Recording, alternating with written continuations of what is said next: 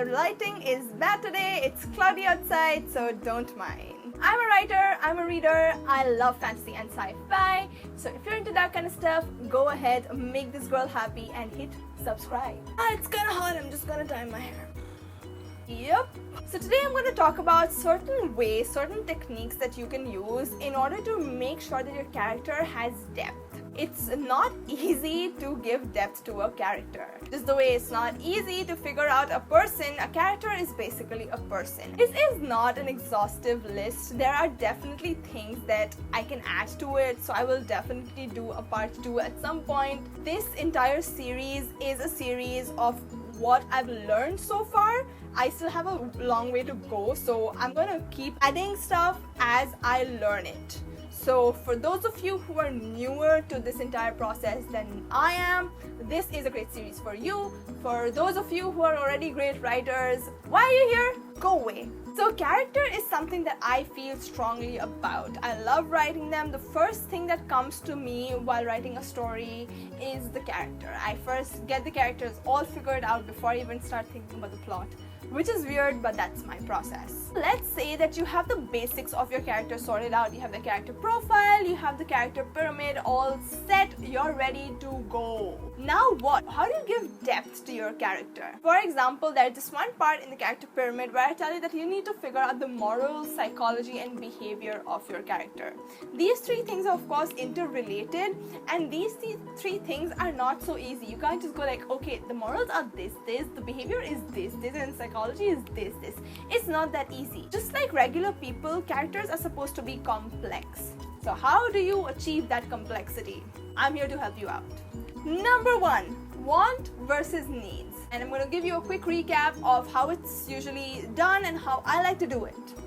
Want is something that your character wants to do. Need is something that they need to do in order to reach that want. For example, your character wants to become a superhero, but they can't do that until they learn the power of responsibility. What your character wants to do is defeat the Dark Lord. What they need to do is work together in order to reach their goal. It's pretty simple. Wants are external, needs are internal. And usually what I like to do is like the need seems something, but it actually is something else.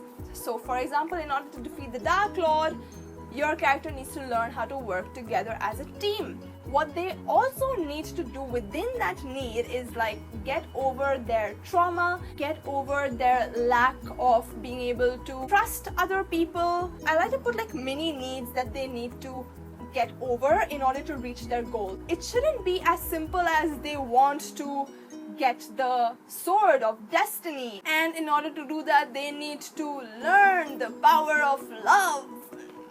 No, the only way you can really add depth to your character is by making their want versus needs be at conflict with one another. Make sure that the want versus needs, in the needs are like little needs that they need to overcome first before getting there.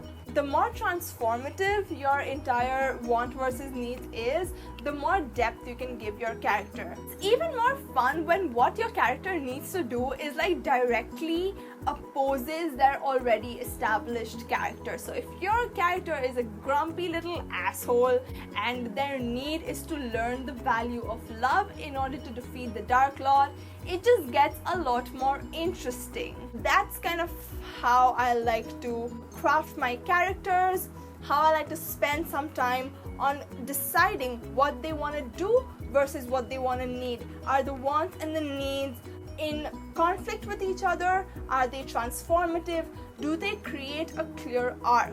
Number 2, reputation versus self. This is something that I love to do with my characters. I think you must have noticed this with almost every single person in your life, including yourself.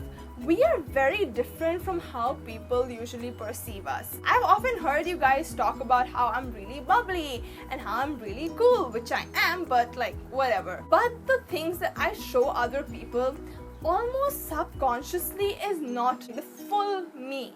This part of me is still like true, It's definitely there, but there is more to me which probably nobody knows. It's something that is very private to me. The way I am with my closest friends is going to be very different to how I am at a party. That is the same with your characters. For example, your character might have the reputation of being an absolute asshole, but maybe within themselves they are not an asshole. Maybe there is a reason why they are an asshole. Maybe they've just never had friends before. Figure out a character's reputation, how a character purposely acts in front of others, how the character subconsciously acts around other people, how the character acts around their close friends, and how the characters act when they are alone. These 5 things, when you have them down, you will have a real life actual person on page, because this is how real people are. Nobody is the same in every single situation, and if your character is reading the same across, like with every single character, if they're reading the same across all pages, across every chapter of your story, that just screams that your character is one-dimensional. Sometimes it's impossible to figure out if your characters are one-dimensional or not.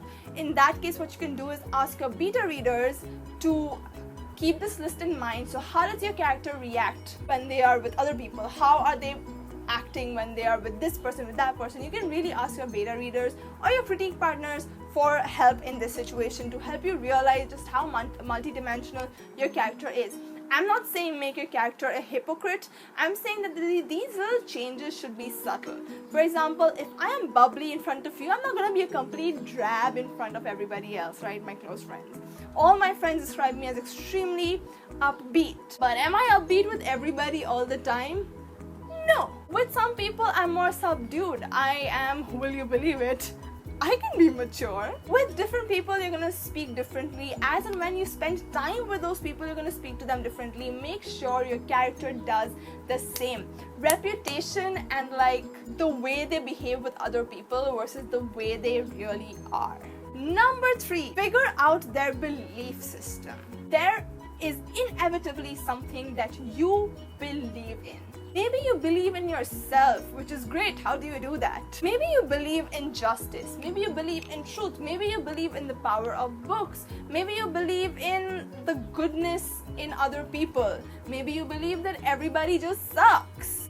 Whatever it is, you strongly believe in something. And the reason why I'm like giving the example of you and real life people, including me, is because your character is a real life person in a book. Just because you're writing them or you're creating them out of your ass does not mean that you do not treat them like real people.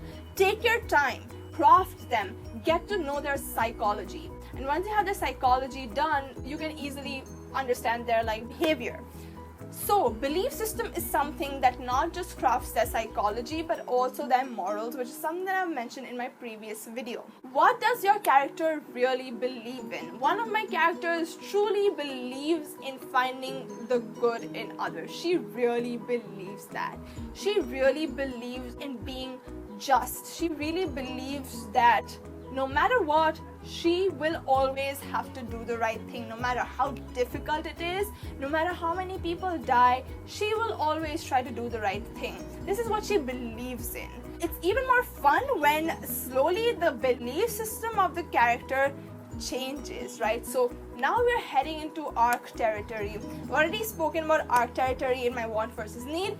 I want to do a whole separate video on creating arcs, but for now, this is what it is. Figure out their belief system, figure out how their morals branch out from that belief system, figure out how their behavior is affected by their belief system. Point number next, because I lost count. Be specific. This is something that I heard on somebody else's channel. I'm not really sure whose, but be very specific when describing your character, especially when you're writing these character profiles. So it's very simple to say that your character likes music. For example, my main character loves music. What kind of music does she like? Does she like rock? Does she like pop? Does she have a favorite artist? So when you're creating like a character profile, when you're figuring out their likes and dislikes, try to be as specific with their likes and dislikes as possible. That helps create the character in your head. Now be careful, none of what I've mentioned today really makes the cut into the book, right? So you're not going to write, so my character believes in so and so, the want of my character is this, the need is this, and the baby needs for the big needs are this. You're not going to do that. These things are never going to end up on the page, but they're going to help you realize how your character is going to behave in certain situations. In my previous video, I mentioned how every single tier of the pyramid is interconnected. This video is kind of a complement to that video. The interconnections makes your character in that pyramid video, makes your character well-rounded, and the things that I mentioned today gives that well-rounded character some more depth. Most of it really has to do with the moral psychology behavior tier of the pyramid, but go ahead, see how you can implement these for your characters. I think all these things that I mentioned today, belief system, want versus need, reputation versus self, and being specific with your characters, they all have really helped me bring my characters to life. It's difficult to choose one particular one, but I really like want versus need. I really like to play around with the needs, and I really like reputation versus self, especially like the checklist of 5. That checklist of 5 really does wonders for your character. So make sure you have it down. Again, this is not like a rule, right? These things are not rules. These are tools, these are guidelines that you can help, that you can tinker with, you can make them your own, you can adapt according to your style. But for newbie writers, it's especially important to know about these tools, because unless you don't know a tool, you won't know how to adapt it according to yourself. Stick around, let me know what you thought about this video. Let me know if there's something that you think I should add.